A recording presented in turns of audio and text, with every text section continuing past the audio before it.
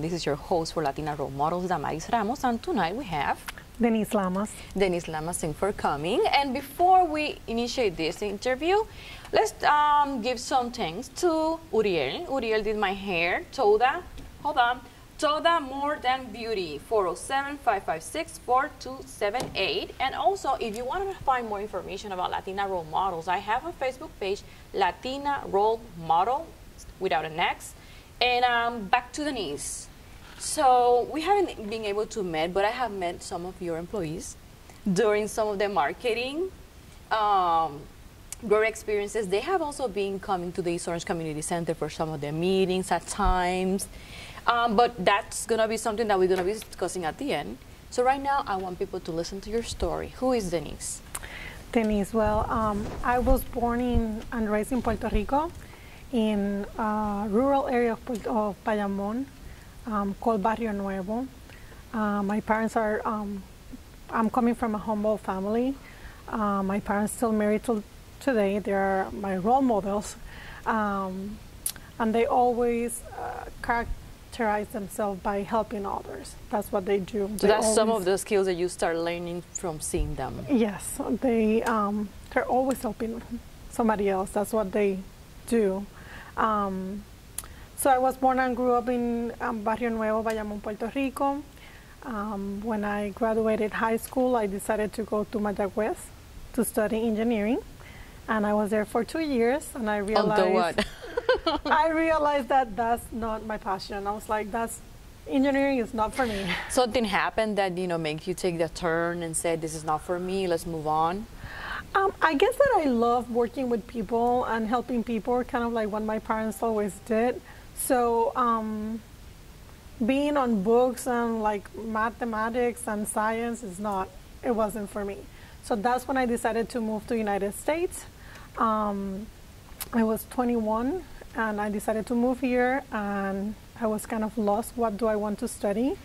And I took several classes, and then I learned about social work, and that's my passion. I think that I love social work, but it was challenging. So you moved here to Orlando? To Orlando. I moved here to Orlando. I came here. My sister was here, but the rest of my family and my friends were in Puerto Rico. And I didn't speak English. So it was like really challenging to move to United States, not speaking English, coming from a humble family. So I had to work. I worked 8 years at Ross, Dress for Less. Yeah. And I had 2 or 3 jobs while I was going to school, to UCF, kind of to help support myself through college in order to become a social worker. So we will, in the next couple of minutes, we will talk about what is it that you do. So basically, you struggle at the beginning, humble beginnings, hard worker.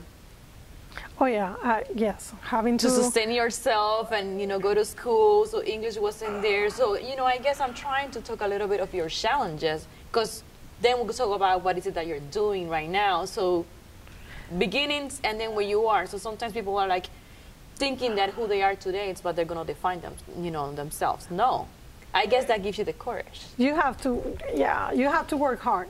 I had like roommates and they were going partying, and I stay home studying. I remember one time I was in UCF and I have a friend, I had a paper due, and I was studying and writing the paper for probably 3 weeks, working on that paper. So when the day comes in, I went to my class, and I remember telling my friend, Julia was her name, Julia, how was your paper? She was like, what paper? I was like, the paper that we have to turn in, the next class. She's like, oh, I forgot. So she left, she skipped that class, went to do her paper, turned in her paper on time, and when we got our grade, she got a better grade than I did. So it was kind of frustrating, having to be working on a paper for 3 weeks, and then out of the sudden, my friend, who was English speaker, was able to do it right away and get a better grade. But at the end of the day, we both graduated. Do you think it was about the language at that point? Oh yeah, definitely the language barriers was a struggle, a big struggle. At any point, did you feel discriminated, or? Oh yeah, I remember one person calling me names because I didn't know what was a pocketbook. I was working at Ross, and she was calling me names and saying how stupid I was because I didn't know what was a pocketbook, and I was supposed to know what a pocketbook. We don't even use that name anymore. But back then, yeah, a lot of times they call me names and they tell me a lot of things because, you know, the language barriers. So. But again, you overcome the challenge, and then, you know, let's talk about what it is that you're doing right now. So now, when I graduated in social work, I graduated from UCF. Go Knights, I have to say that. I graduated from UCF with my bachelor and my master in social work. And I work at different agencies. I work for Center for Drug-Free Living at that time. That's my first job when I moved here. Oh, for real? As an associate counselor. Yeah. So I work for them. I work for Orange County Public Schools doing suicide prevention. I work for ADAP. I work for a bunch of other agencies. But I realized that even though I was a bilingual counselor, it wasn't bicultural. Tell me a little bit more about that. You know, what took you to that point? Well, I wasn't allowed to engage with the families because it was unethical. For example, I went to do a home visit. I wasn't allowed to drink a cup of coffee because you're not supposed to do that because it's unethical. However, if I don't drink that cup of coffee, it can be seen as I am rejecting them because in our culture, that's important. You know, I go home and by the time that I finish visiting all my uncles, I'm like jumping up and down because I drink probably like 10 coffees a day. So that's for us is important, and that part wasn't there. And you know, counseling and social workers, we have those boundaries very strict with the clients. Yes, yes, and so it limits definitely, you know, how you can serve them better. Culture plays a role. Yeah, and those, don't get me wrong, those they're important. Those are important, and those rules are there for a reason. It's not that you're doing something that is unethical, but it's important that you take culture into consideration. So even the wording, the type of, you know, language that you use. So based on that, I decided to open an agency called Hispanic Family Counseling, which is targeting the Hispanic population, specifically the Hispanic population. And it started with me in a closet. I was literally in the closet of a building, share offices. And that was five and a half years ago. Today we have over 45 counselors, over 60 people in our staff. And we are serving over 3,000 people. So tell me, like, you know, what the services, like, how do you get to clients, or how clients get to you? Well, we have different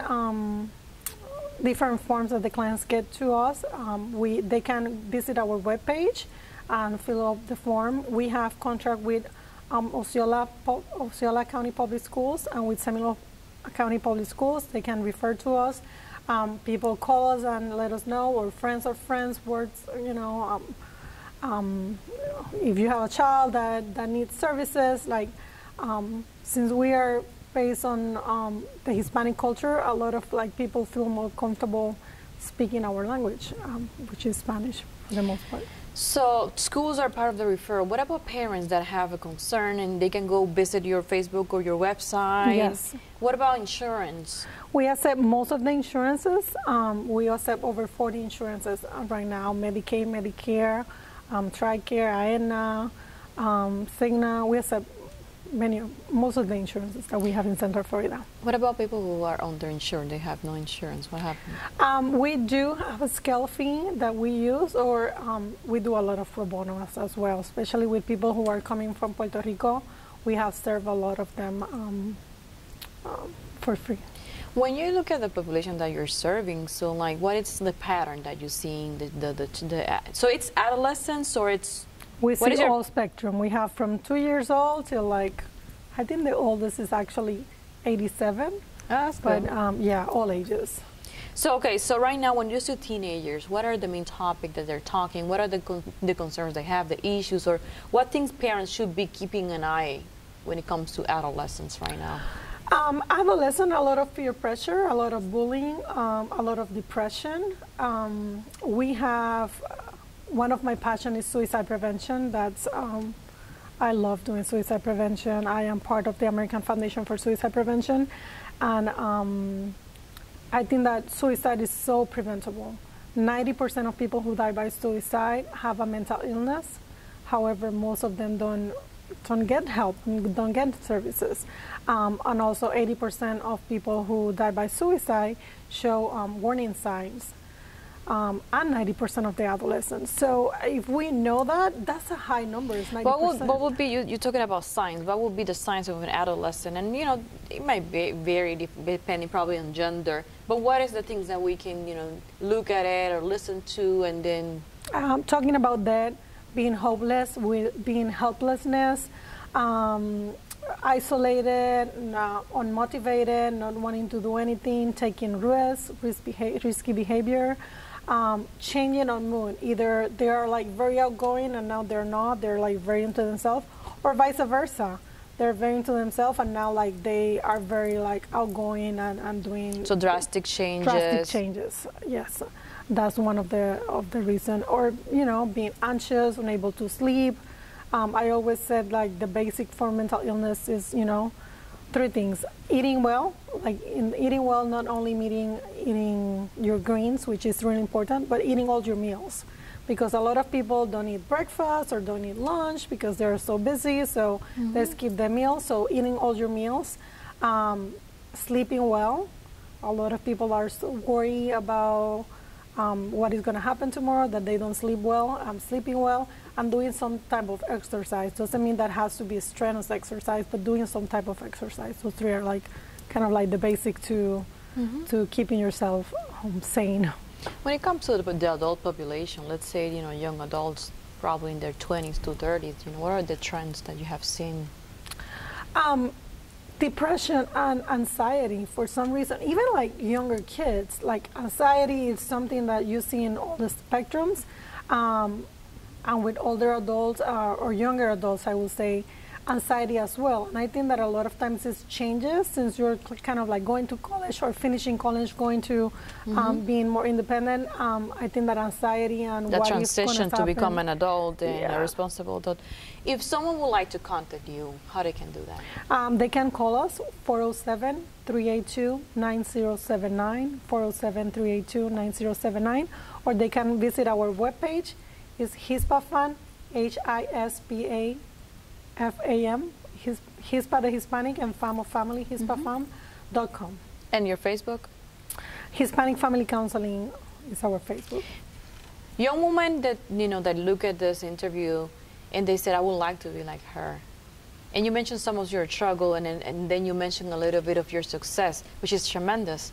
What will be your recommendation for women out there that are probably in the face of struggle that you were, working a couple jobs and going to school? What will you tell them?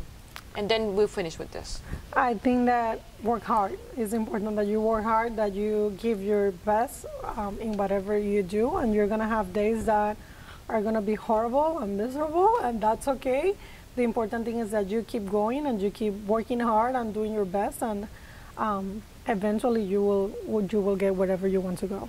It has been a pleasure to have you. Thank you. It has been a pleasure to be here. This has been Damaris Ramos for Latina Role Models and Denisse and Lamas. Thank you and good.